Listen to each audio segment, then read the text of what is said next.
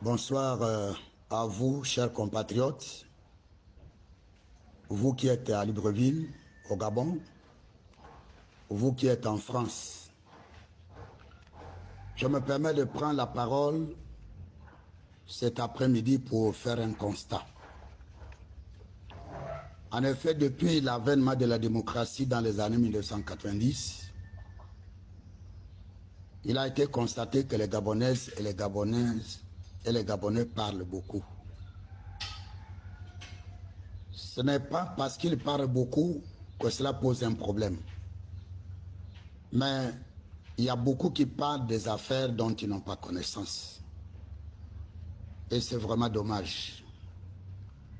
Pour être beaucoup plus précis, depuis la publication du décret 0046 PT-PR du 7 novembre 2023, conférant l'honorariat à l'ancien président et à un ancien juge constitutionnel, les réseaux sociaux comme les chaînes de télévision sont remplis d'articles au sujet de la personne de Marie-Madeleine Moranchoa. Mais le décret concerne deux anciens juges constitutionnels, à savoir Madame Marie-Madeleine Moranchoa et Madame Louise Angué. Ces deux magistrats sont notoirement connus. Ce sont des compatriotes qui ont sacrifié leur vie et qui ont donné le meilleur d'elles-mêmes pendant plus de 32 ans. Ce qui est étrange, c'est que des uns et des autres qui parlent ne semblent pas avoir pris un temps pour examiner le contexte. Beaucoup, malheureusement, ne connaissent pas la loi. Quand on se réfère à la loi organique relative à la Cour constitutionnelle, il est écrit dans l'article 15b3 que les anciens membres de cette institution, dont la notoriété est reconnue par leur père ou par les autorités de nomination, sont membres et présidents honoraires de la Cour constitutionnelle. Donc le décret n'a pas été pris au hasard. Excusez-moi. Il y a là deux compatriotes qui sont connus, qui ont travaillé, et notamment Mesdames Louise Angué et Marie-Madeleine Moranchoa. Mais, comme par hasard, dans la presse, on ne fait état que de Madame Moranchoa, qui est critiquée, vilipendée, comme si elle avait volé un texte. En reculant un tout petit peu dans le temps et dans l'espace, cette dame, c'est une personne connue. Et quand on parlait de la notoriété, on se réfère aux œuvres accomplies par la personne. Nous nous souvenons bien, surtout pour ceux qui connaissent bien l'histoire du Gabon, que Marie-Madeleine Moranchoa a été la première femme à créer la chambre de compte qui a été muée en cour de compte. Aujourd'hui, cette cour de compte existe, elle est bien là. Mieux encore, Madame Marie-Madeleine Moranchoa a été la première à concevoir, à élaborer les plans, à travailler nuit et jour pour que le Gabon se dote d'une cour constitutionnelle qui est devenue le modèle en Afrique et au plan international. Mieux encore, elle a été à l'origine de la création de l'association des cours constitutionnelles des pays francophones et même à l'origine de la création des cours constitutionnelles dans certains pays qui n'en avaient pas. Beaucoup de nations sont reconnaissantes à Marie-Madeleine Moranchoa à cause de ses œuvres. Elle ne s'est pas arrêtée là. Elle a encore créé le lycée Berthe-Jean et l'Université internationale Berthe-Jean, qui est le vivier qui forme plus de milliers de personnes, dont des étrangers et des Gabonais. Que cherchons-nous exactement au Gabon? Marie-Madeleine appartient à une famille. Depuis plus de 30 ans, la famille de Marie-Madeleine Moranchoa a les yeux ouverts, a les oreilles ouvertes, mais a fermé sa bouche pour écouter les Gabonaises et les Gabonais parler. Marie-Madeleine Moranchua est une femme gabonaise d'origine. Elle a étudié dans les institutions qui sont reconnues, connues. Personne jusqu'à aujourd'hui n'a jamais apporté la preuve que Marie-Madeleine a volé un diplôme auquel elle a fait quoi que ce soit. Mais aujourd'hui, ce qui nous anime, c'est quoi? C'est la haine, c'est la jalousie, c'est la colère, c'est la méchanceté. Si quelqu'un, un homme, et je dis bien un homme et une femme, a des griefs contre Marie-Madeleine Moranchua, nous avons des tribunaux.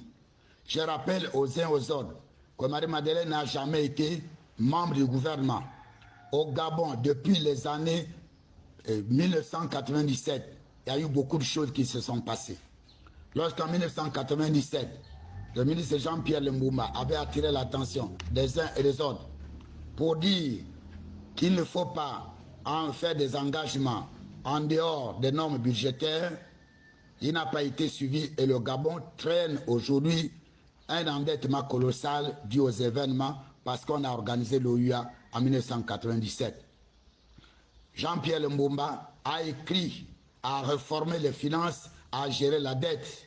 Il a été l'un des meilleurs ministres des Finances. Ces lois sont restées en vigueur jusqu'aux années 2020-2021. Personne n'en fait gré.